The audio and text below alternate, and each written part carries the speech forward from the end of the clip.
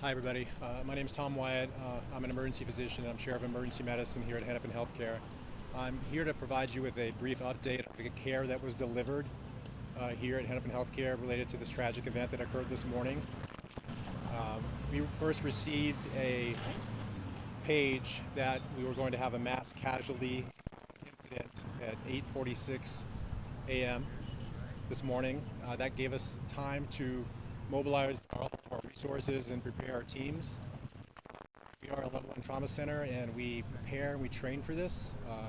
Having said that these incidents are never easy. We've had 2 in the last 24 hours that have occurred, these mass casualty incidents. The one today, we received a total of 11 patients from this incident. 2 of them were adult patients, 9 pediatric patients. 4 of them required the operating room, and up to this point in time, there have been no fatalities related to any of those patients that were brought to our organization. I want to take a moment to tell you how proud I am to work for this organization and the teams that were involved, the resources, again, that were mobilized, our surgical colleagues, our medical medicine colleagues, our amazing nursing staff, our psychologists that help process these events for us, environmental services, all those involved. Hennepin EMS brought in all the critical scene to our organization, and we were very lucky to have 2 emergency medicine, emergency medical services directors that were on scene and able to provide us with really important information that again helped us to prepare for this event. So I don't have any individual or specific information about the patients at this time for you, so that's all I can share. Thank you for being here. Any questions? You said they were in critical condition? 7 were brought in as critical patients, and at this time, I don't know the updates on what the conditions are of many of them. 4 of them required the operating room, as I said. There were, again, 9 of the 11 patients were pediatric ages. I can't remember the exact name, the exact ages. I believe it's 6 all the way up to 14. That's the range.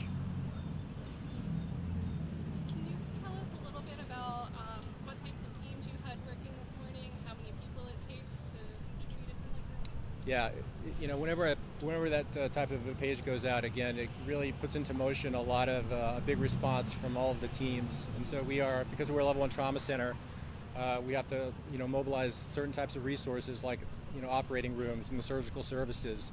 We have to have emergency providers and nurses. We have to, mobilize things like the laboratory and the blood bank.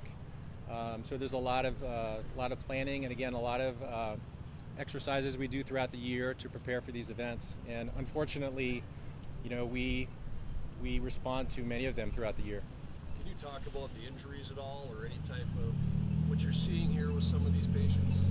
I can't get into specifics, but we are dealing with gunshot wound injuries from apparently a high-velocity weapon. And, gunshot wounds can be very problematic because they can involve multiple body systems. And again, they require a lot of resources to manage. But again, we see a lot of gunshot wounds here at Hennepin Healthcare, and we're among the best in the nation every year at managing penetrating trauma. So we are used to seeing them. Can you tell us where the status of the 11, are any of them still in surgery? I don't know the status of that. I can't share that with you at this time. Was anyone shot more than once? I can't share that information with you at this time. Can you confirm the families of some of the victims that made their way here? Yeah, we've had quite a bit of effort to stand up a reunification center across the street here at our clinical specialty care building. And so to my knowledge, I believe all or almost all of the families and loved ones have been reunited with patients and know their status. Do you know if anyone is being treated at any other locations? My understanding was we had a lot of the non-critical patients that went to Children's Hospital, and I believe one went to Masonic Children's Hospital as well. I don't know the status of any of those patients.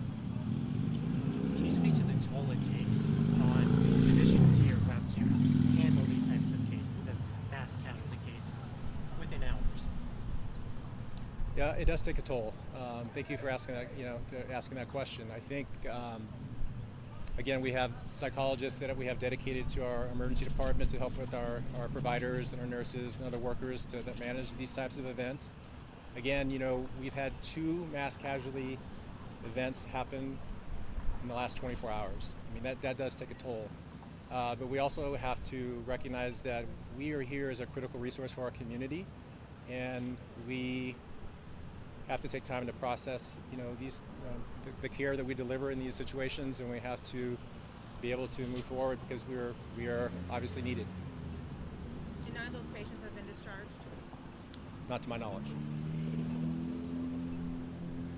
You said there were 11 total, and 9 of them were pediatrics ages 6 to 14, but 7 were in critical condition. Are all of those that are pediatric, those 6 to 14, are all of those in critical condition, or the ones that are older also in critical condition?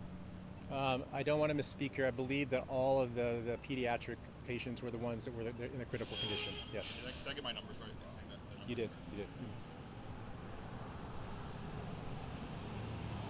Can you give us your specific title one more time, Doctor? It's Thomas Wyatt. Yeah, Chair of Emergency Medicine at Hennepin Healthcare. Thank you. Thank you.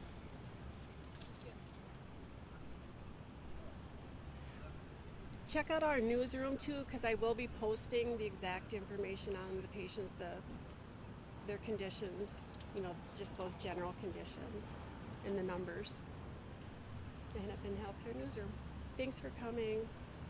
Do you anticipate any other updates later in the day? I'm hoping to give another update later. Just general conditions. Thank you, everyone.